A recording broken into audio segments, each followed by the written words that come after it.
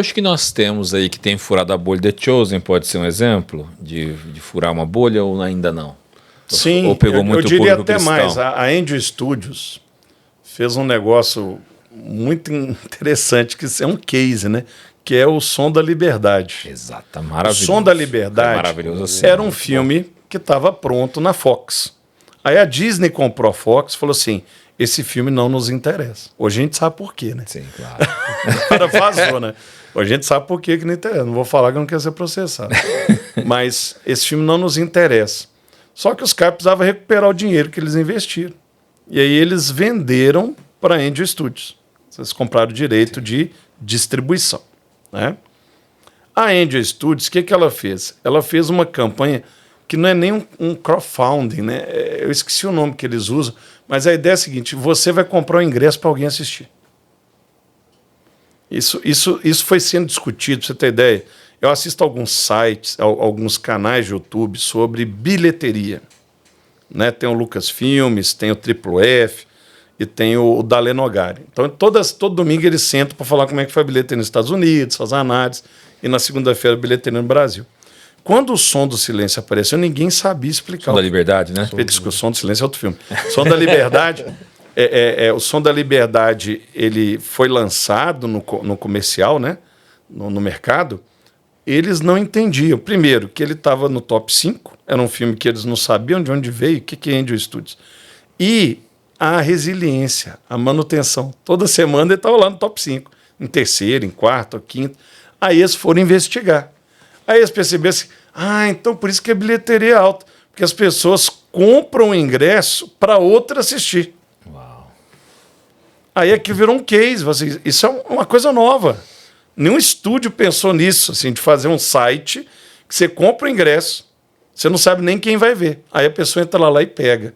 Aí quando ela pega, ela fala assim, Alcimval, Diogo, aparece o nome da pessoa que comprou para ela. Mande uma mensagem agradecendo. Nem sabia disso, é legal. Foi assim.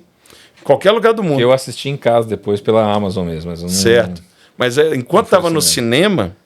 E foi um case de sucesso, que foi o filme mais lucrativo do ano. Você pega o custo que foi de produção versus a bilheteria alcançada. E a própria produtora usou o exemplo do The Chosen, que o The Chosen ele é pago por vaquinha virtual. Sim, exatamente. As pessoas vão pagando... Então não que tem outro assim, case, né, da indústria cinematográfica. Aí eles foram lá e descobriram esse outro. Que inclusive nós... Aí eles descobriram esse outro case. A Plenitude é loja oficial do The Chosen no Brasil. Que Somos bacana. nós. Legal. E tem um trabalho fantástico que é feito aqui no Brasil com os filmes cristãos. Um abraço aí para os amigos da 360, o EAP, porque no Brasil a gente consegue, né, por conta desse trabalho, replicar o êxito de filmes cristãos que acontece nos Estados Unidos. Que tem mobilização aqui, como tem nos Estados Unidos.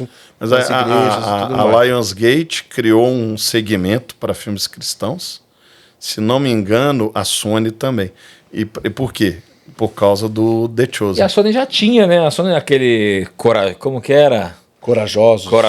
Acho que era a Sony também já, não era? Esses filmes? Eu não me lembro. Eu não tenho certeza, mas não era assim. Não era um selo. A Lionsgate criou um selo agora. Então o que eles fazem? Eles fazem filmes de baixíssimo orçamento focado no público cristão. Porque eles viram nisso um nicho de mercado. Então, por exemplo, você vai olhar lá as bilheterias essas últimas 3 semanas, tem lá no top 5 um filme do segmento cristão. Que na hora que esses caras vão falar, como eles não são do meio, tem esse filme aqui, mas como é que é esse filme? Ele entrou, ele derrubou o robô selvagem, tirou os fantasmas de verbo da lista. Aí eles vão ver, é um filme daqueles, de estúdio cristão e tal. Tá tendo um agora sobre Natal, né? Sobre Natal. Lá, você olha na bilheteria e está em 4º, 5º lugar nas últimas 3 semanas.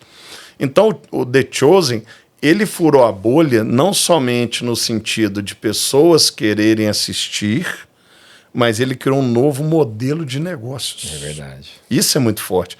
Que aí você entra na esfera da economia. Autossustentável. Exatamente. Aí agora todo mundo quer replicar. Mas eles viram que isso funciona no meio cristão. Exato. Porque é uma causa, existe uma causa por trás. Isso, existe um propósito. Então agora estão começando a contratar o pessoal cristão para produzir. Olha que interessante. Legal. Né? Então eu acho que nesse sentido o The Chosen agregou muito. E foi o Som da Liberdade com essa estratégia Eu vou comprar um ingresso meu e mais 10 pessoas. E o Som da Liberdade ainda também, voltando no assunto dele, eles usaram o ator que fez o filme de Paixão de Cristo. Mas eu acho que aí foi uma providência. Não foi deliberado, né? Não foi intencional. Não, mas eu acho que assim, terem tolhido o filme também, eu acho que isso também pode ter fundo. Porque quando ele fez o filme Paixão de Cristo, depois ele foi bem perseguido nas questões de filme, né? Isso mesmo. Eu não sei. Ele foi um ator Ele foi um ator perseguido. Ele testemunha isso. Ele testemunha, Ele fala muito.